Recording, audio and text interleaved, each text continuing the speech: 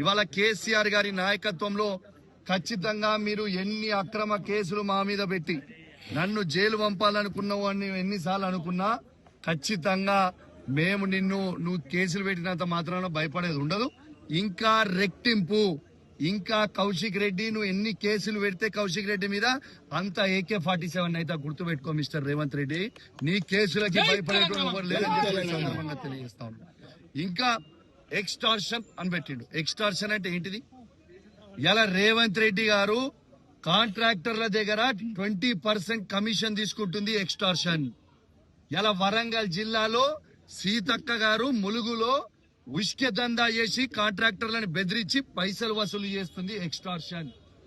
ఇవాళ కడియం శ్రీహరి గారు పేదల భూములు బెదిరించి గుంజుకుంటున్నాడు. అదే విధంగా ఇల్లీగల్ గా కారీ నడుపుతుంది ఎక్స్టార్షన్.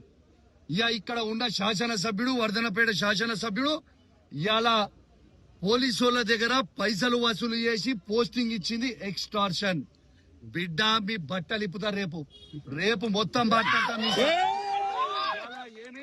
ఇలా శాంపుల్ చూపించిన రేపు ఎవిడెన్స్ తో సహా ఏ విధంగా మీరు వసూలు చేస్తుర్రో, ఏ విధంగా మీరు అన్యాయంగా తెలంగాణ గవర్నమెంట్ కి నష్టం చేస్తున్నారో ఖచ్చితంగా రేపు హైదరాబాద్ నడిబొడ్డున మా పెద్దలతోని డిస్కస్ చేసి ఖచ్చితంగా దాన్ని బయట పెట్టబోతా ఉన్నాను. రేపు ఎవరు ఊహించుకోని విధంగా రేపు ప్రెస్ మీట్ ఉంటది.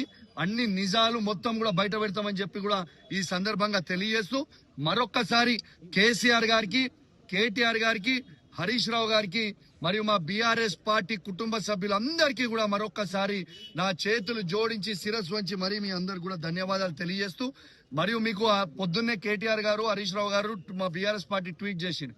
న్యాయస్థానం మీద మాకు నమ్మకం ఉంది, ఖచ్చితంగా న్యాయస్థానం మీద నమ్మకం ఉంది అన్నది, న్యాయం గెలుస్తుంది అన్నారు. ఖచ్చితంగా న్యాయస్థానంకి కూడా ఉన్న వాళ్ళందరికీ కూడా నా ప్రత్యేకంగా ధన్యవాదాలు తెలియజేస్తున్నా. ఎందుకంటే న్యాయం వైపు మీ అందరు కూడా నిలబడ్డందుకు అని చెప్పి కూడా ఈ సందర్భంగా తెలియజేస్తూ మరియు సెలవు తీసుకుంటా ఉన్నాను. రేపు ఇంకా డీటెయిల్ గా కూడా రేపు పొద్దున కూడా మాట్లాడతా. ఎందుకంటే మీ అందరు కూడా పొద్దున్న నుంచి టైర్డ్ అయి ఉన్నారు, చాలా ఇబ్బందిగా ఉన్నారు. రేపు నేను హైదరాబాద్ లో తెలంగాణ భవన్ లో అద్భుతంగా ప్రెస్ మీట్ పెడతా. డీటెయిల్స్, చాలా డీటెయిల్స్, ఎన్ని స్కాములు ఈ వరంగల్ జిల్లాలో ఉన్న నాయకులు, మంత్రులు ఏమేమి స్కాములు చేస్తారో మొత్తం కూడా బయట పెడతా అని చెప్పి కూడా ఈ సందర్భంగా తెలియజేస్తూ సెలవు తీసుకుంటాను. జై తెలంగాణ.